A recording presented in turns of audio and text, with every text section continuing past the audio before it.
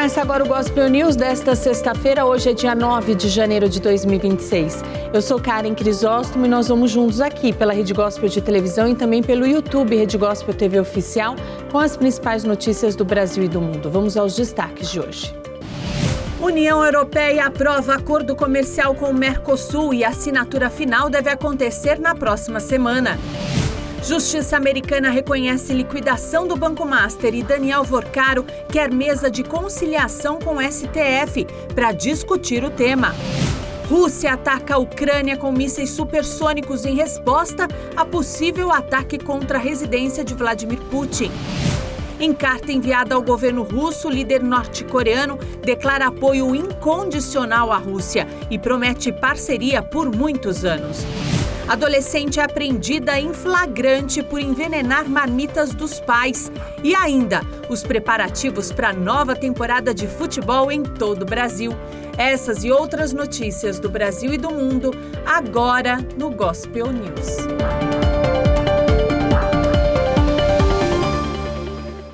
Boa noite. 9 de janeiro de 2026, a União Europeia aprovou o acordo comercial com os países do bloco Mercosul após mais de 25 anos de negociações. A assinatura oficial está marcada para acontecer na próxima segunda-feira. Fontes diplomáticas confirmaram que uma maioria qualificada de países da União Europeia aprovou nesta sexta-feira em uma reunião em Bruxelas o acordo de livre comércio com o Mercosul, negociado há décadas e criticado pelo setor agropecuário europeu e pela França. Com o sinal verde, a presidente da Comissão Europeia, Ursula von der Leyen, poderá viajar a Assunção para assinar na segunda-feira o acordo comercial, que vinculará o bloco a Argentina, Brasil, Uruguai e Paraguai. Após mais de 25 anos de negociações, Bruxelas aprovou a criação da maior zona de livre comércio do mundo, com mais de 700 milhões de consumidores e que eliminaria tarifas de mais de 90% do seu comércio bilateral. A versão final inclui ainda várias cláusulas para acalmar a oposição dos agricultores europeus, que temem o impacto de uma chegada intensa de carne, arroz, mel ou soja em troca da exportação de veículos, maquinaria, queijos e vinhos europeus para o Mercosul. Os críticos do pacto, a começar pela França, acreditam que o mercado europeu pode ser seriamente abalado pela entrada de produtos sul-americanos mais competitivos, devido às normas de produção consideradas menos rigorosas. Já os defensores, como Espanha e Alemanha, consideram ao contrário, que o acordo vai diversificar as oportunidades comerciais para o bloco, ameaçado pela concorrência chinesa e pela política tarifária dos Estados Unidos. Olaf Gill, um dos porta-vozes da comissão, afirmou que o acordo é fundamental para a União Europeia, no plano econômico, político, estratégico e diplomático. Embora a assinatura avance em Assunção, o acordo não entrará imediatamente em vigor, já que do lado europeu é também necessário o aval do Parlamento Europeu, que só deve se pronunciar daqui várias semanas. No legislativo do bloco, o resultado é incerto, já que cerca de 150 eurodeputados, de um total de 720, ameaçam recorrer à justiça para impedir a aplicação do pacto. O Índice Nacional de Preços ao Consumidor Amplo subiu 0,33% em dezembro e fechou o ano de 2025 em 4,26%. Essa é a primeira vez desde 2023 que o índice fecha o ano dentro do intervalo da meta do Banco Central. O Instituto Brasileiro de Geografia e Estatística mostrou nesta sexta-feira que a inflação oficial do país fechou em 2025 em 4,26%. Segundo o IBGE, o resultado foi influenciado pelo grupo de habitação, que acelerou de 3,6% em 2024 para quase 7% no ano passado. Os dados consolidados mostram ainda que os grupos de educação, despesas pessoais e saúde apresentaram avanços significativos. Os 4 grupos responderam por cerca de 64% da inflação do ano. Os produtos alimentícios estão entre as principais quedas do ano. O arroz teve queda de 26,56%, enquanto o leite e longa-vida contribuiu negativamente com 12,87% no ano passado. Entre os locais pesquisados, a capital Vitória apresentou a maior inflação do país, com 4,99%. Na sequência, aparecem as cidades de Porto Alegre, com 4,79%, e São Paulo, com 4,78%. Já o menor resultado foi observado em Campo Grande, que registrou 3,14% de inflação em 2025. O presidente Lula justificou hoje o veto integral ao projeto de lei da dosimetria e apontou inconstitucionalidade e contrariedade ao interesse público. O projeto vetado pelo presidente Lula nesta semana foi aprovado pelo Congresso Nacional no final do ano passado e previa a flexibilização das penas dos condenados pelos ataques às sedes do governo no dia 8 de janeiro de 2023. Mas o veto do presidente não foi bem visto pela oposição. Muitos parlamentares já aguardavam esse veto de Lula. O texto agora volta ao Legislativo, que pode decidir se mantém ou derruba a assinatura presidencial. De acordo com o governo federal, a redução da resposta penal a crimes contra o Estado Democrático de Direito aumentaria a incidência de crimes contra a ordem democrática. O Executivo também apontou vício no processo legislativo. Segundo o veto, o Senado alterou pontos importantes do texto aprovado pela Câmara, mas não devolveu o projeto aos deputados para uma nova votação. A oposição já se organiza para derrubar o veto nos primeiros dias do ano, mas um novo projeto pode tomar o noticiário de todo o Brasil. O senador Esperidião Amin, que foi relator do PL da dosimetria no Senado, deu entrada em um novo projeto de lei da anistia, para conceder perdão total aos condenados e envolvidos nos eventos políticos de 8 de janeiro. Ele afirmou que a anistia não é impunidade, mas sim o que as grandes democracias que não querem conviver com fraturas adotam. Ele argumenta que o projeto visa pacificar o país, corrigir injustiças desmedidas nos julgamentos, encerrar divisões e promover a reconciliação nacional. Já o relator da PL da dosimetria, Paulinho da Força, diz que Lula rasgou a bandeira branca com o Congresso. O Congresso entregou a bandeira branca da paz do Brasil nas mãos do Lula. Sabe o que ele fez? Rasgou e tocou fogo nela. O Tribunal de Falências do Distrito Sul da Flórida reconheceu a liquidação do Banco Master e determinou os bloqueios dos ativos da instituição nos Estados Unidos. A decisão foi tomada pelo juiz Scott Grossman, que determinou que todas as pessoas e entidades ficam impedidas de iniciar ou prosseguir qualquer ação ou processo relacionado aos ativos, direitos, obrigações ou passivos do Banco Master, e também de empresas controladas nos Estados Unidos. O reconhecimento da liquidação do Banco Master suspendeu ainda qualquer medida de execução contra os bens do Banco Brasileiro que estejam nos Estados Unidos. Após a decisão do Tribunal Americano, a tentativa de rever a decisão do Banco Central do Brasil fica ainda mais difícil. Isso porque em Brasília a decisão é vista como respaldo relevante à atuação da autarquia brasileira. Em meio a isso, o dono do Banco Master, Daniel Vorcaro, propôs no STF que o ministro Dias Toffoli instale uma mesa de conciliação para chegar a um acordo sobre os termos da liquidação extrajudicial e também da venda dos ativos. O ministro ainda não se manifestou sobre esse pedido. O Ministério da Saúde do Brasil vai enviar 100 toneladas de medicamentos e insumos para a Venezuela após a destruição de um centro de distribuição em decorrência da captura do ditador Nicolás Maduro. O primeiro lote de 40 toneladas foi enviado nesta sexta-feira e deve beneficiar 16 mil pacientes venezuelanos. A Venezuela libertou os presos políticos e afirmou que o Brasil faz parte desta mediação. A líder opositora venezuelana Maria Corina Machado celebrou as libertações de presos políticos em seu país como um ato de restituição moral. Em um áudio divulgado nas redes sociais, a vencedora do Prêmio Nobel da Paz afirmou ainda que a injustiça não será eterna. As autoridades da Venezuela anunciaram mais cedo um número importante de libertações em meio à pressão dos Estados Unidos após a derrubada e captura do presidente Nicolás Maduro. Entre os presos libertados em Caracas nesta quinta está a ativista Rocío São Miguel, que também possui nacionalidade espanhola. De acordo com seus advogados, ela está em condições estáveis de saúde. Rocío foi detida em fevereiro de 2024, acusada de um suposto complô para atacar uma base militar em Táchira, estado fronteiriço com a Colômbia, e o então presidente Maduro. Mais cedo, o ministro das Relações Exteriores espanhol José Manuel Álvarez havia confirmado na Espanha a libertação de Rocío, além de outros 4 cidadãos espanhóis. Familiares dos centenas de presos por motivos políticos na Venezuela se encaminharam aos centros de detenção com a esperança de que seus parentes estejam entre os libertados anunciados pelo governo nesta quinta-feira. A ONG Foro Penal contabiliza 806 presos por razões políticas em toda a Venezuela, dos quais 175 são militares. E os presidentes do Brasil e da Colômbia conversaram sobre a libertação de presos políticos da Venezuela e veem com grande preocupação as ameaças norte-americanas. Os presidentes de Brasil e Colômbia, Luiz Inácio Lula da Silva e Gustavo Petro, saudaram a libertação de presos na Venezuela. De acordo com o Palácio do Planalto, os dois tiveram uma conversa telefônica para discutir a crise no país vizinho. Os chefes de Estado reiteraram na ligação a grande preocupação com o uso da força na Venezuela. Lula e Petro ainda reafirmaram a intenção de seguir cooperando em prol da paz e da estabilidade na região. As libertações de venezuelanos e estrangeiros são as primeiras sob a presidência interina de Delcy Rodrigues, que assumiu funções após os bombardeios dos Estados Unidos no sábado que levaram à captura de Maduro. A ONG especializada Fórum Penal contabiliza 806 presos por razões políticas, entre eles os detidos nos dias que se seguiram aos protestos contra a questionada eleição de Maduro em 2024. Foram mais de 2.000 em apenas 48 horas. Muitos acabaram na prisão de Tocorón, que serviu de centro de operações da temida quadrilha Trem de Aragua, até ser retomada pelas autoridades.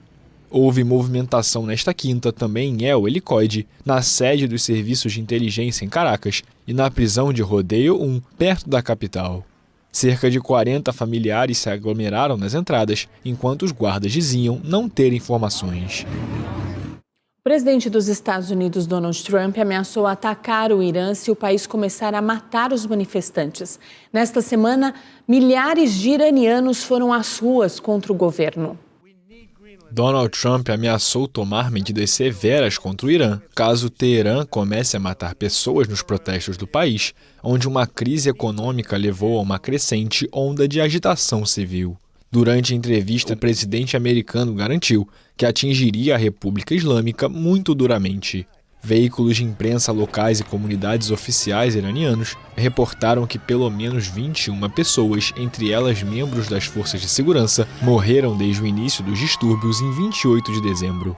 As manifestações ganharam força após comerciantes de Teherã organizarem um protesto contra o aumento dos preços e o colapso do rial, a moeda iraniana, o que desencadeou uma onda de ações similares em outras cidades.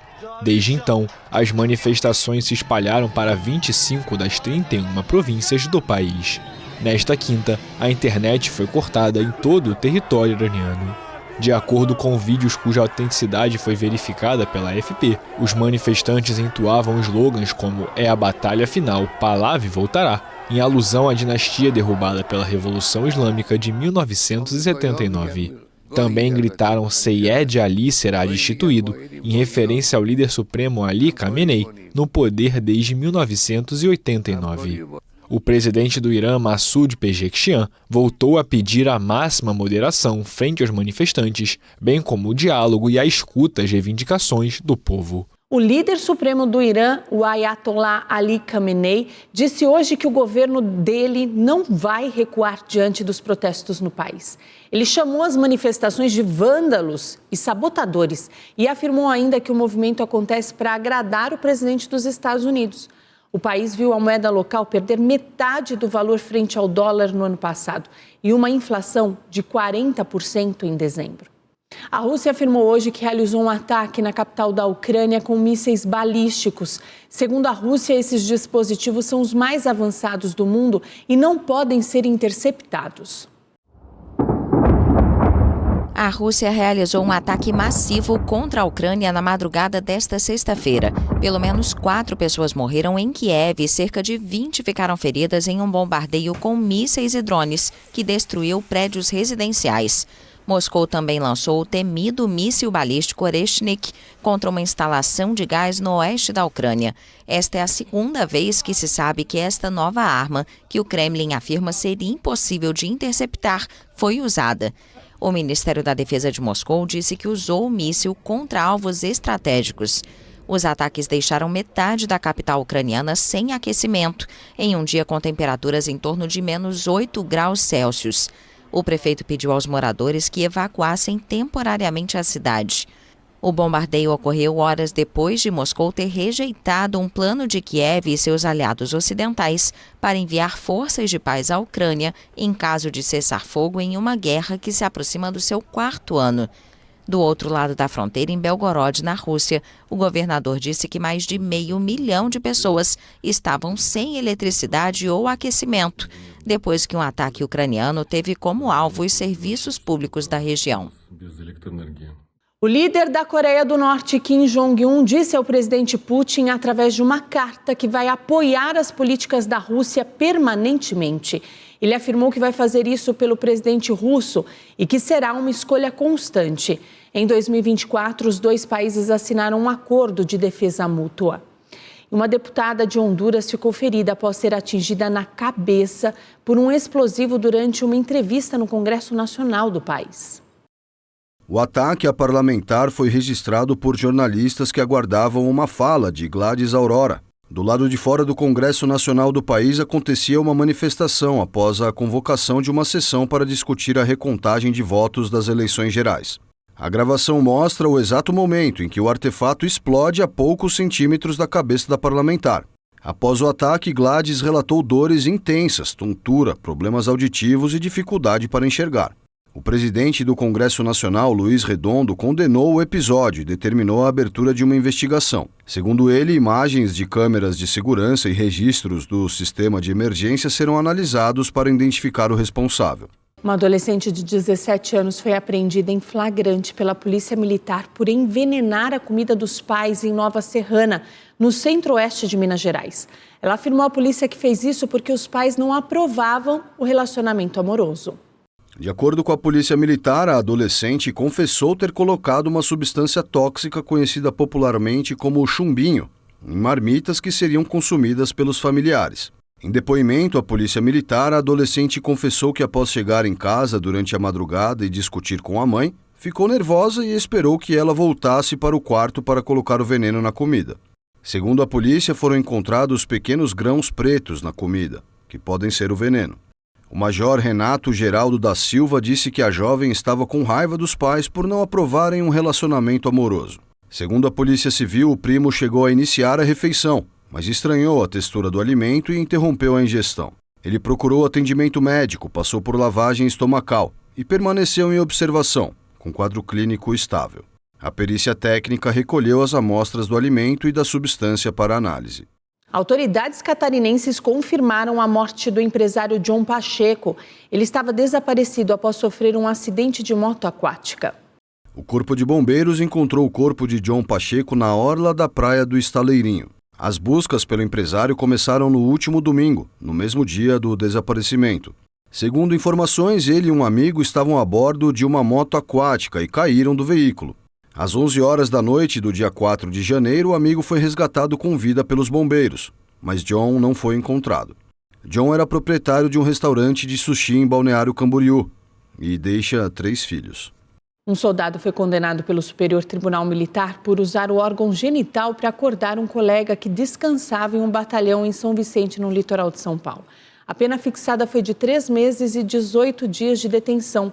O nome dos envolvidos não foram divulgados porque o processo corre em segredo de justiça.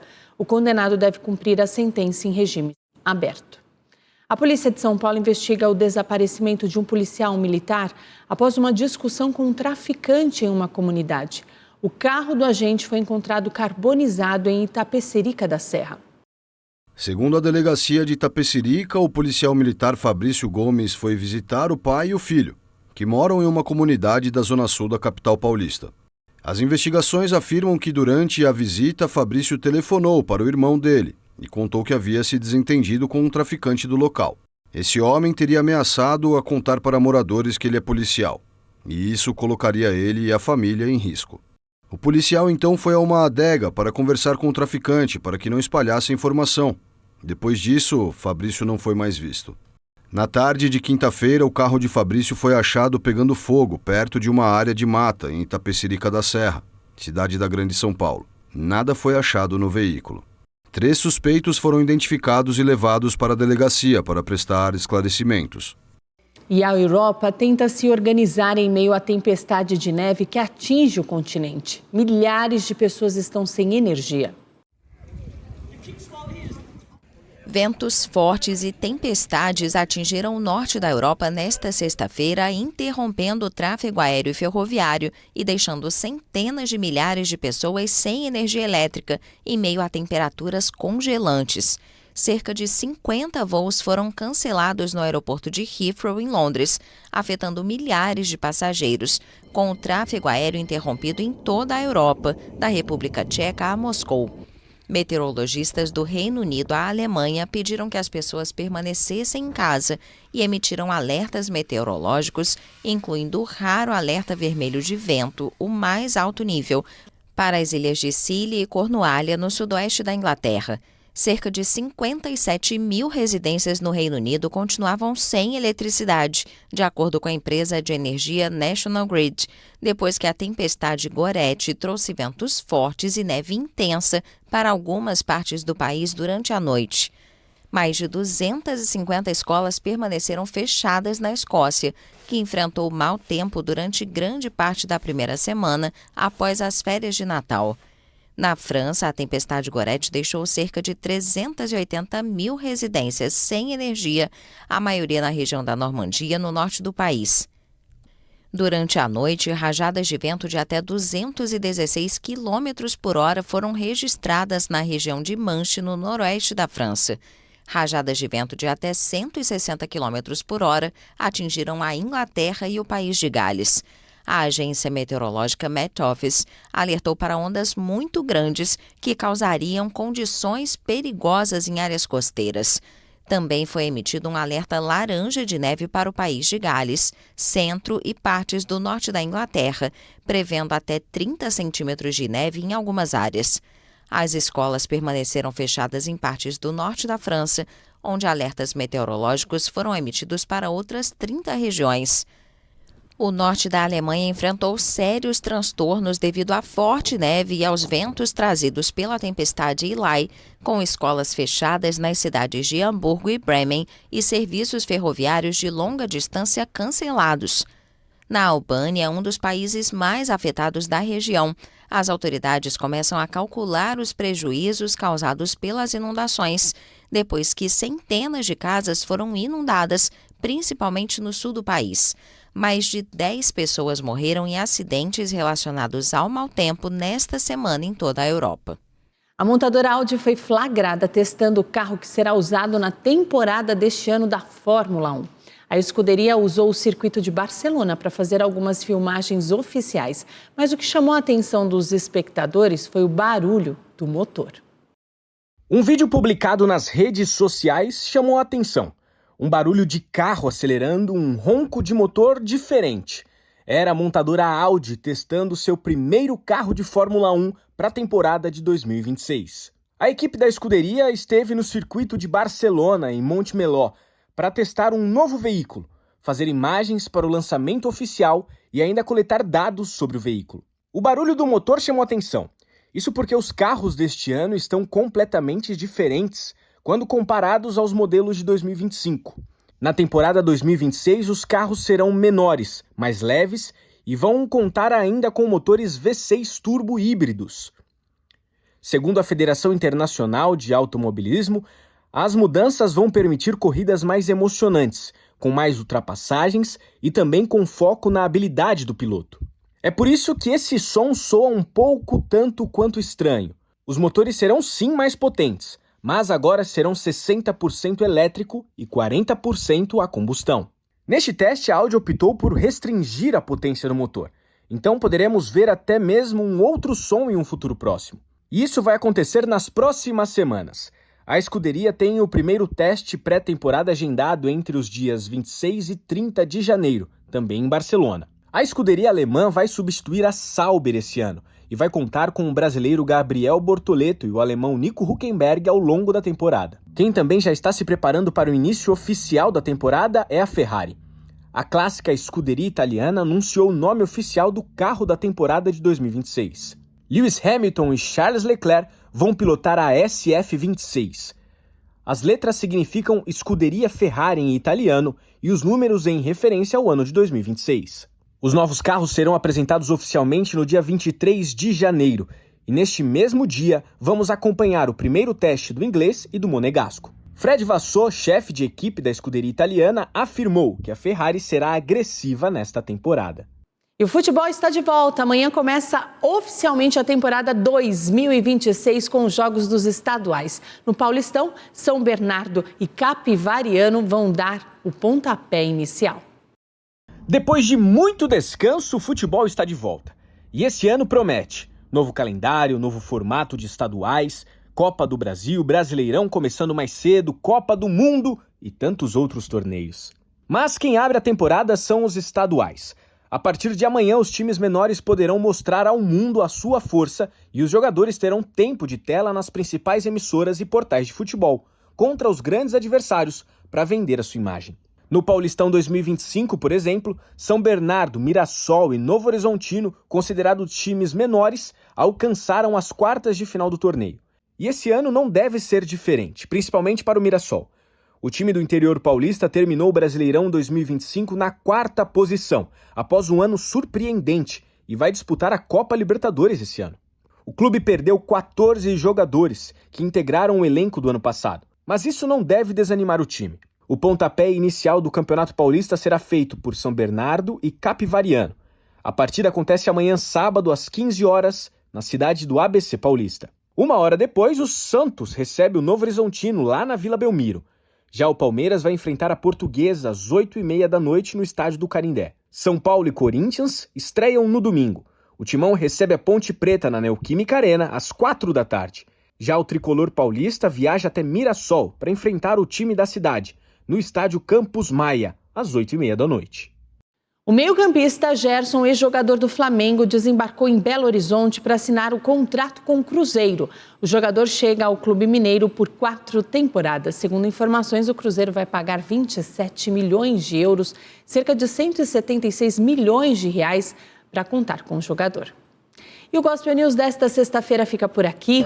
Eu desejo a todos vocês uma ótima noite, um final de semana abençoadíssimo. Não esqueça que sábado, a partir das 4 horas da tarde, tem o primeiro encontro mensal de Mulheres Mais QV lá no Renascer Hall Sede Internacional, com Bispa Sônia Hernandes, Bispa Fernanda Hernandes e transmissão para todas as igrejas Renascer em Cristo e, é claro, aqui na Rede Gospel de Televisão, Rádio Gospel FM e todas as nossas plataformas digitais. E domingo tem celebração da família em todas as igrejas Renascer às 8 da manhã, às 10 da manhã, às 4 da tarde e às 6 da noite. Você é nosso convidado para Renascer em Cristo. Nós vamos ceiar na presença do Senhor num domingo abençoadíssimo. Segunda, a gente está de volta a partir das 7 com as principais notícias do Brasil e do mundo. E até lá você fica muito bem informado no YouTube, Rede Gospel TV Oficial e também no Spotify Gospel News em 3 minutos. Uma boa noite a todos vocês e até segunda-feira.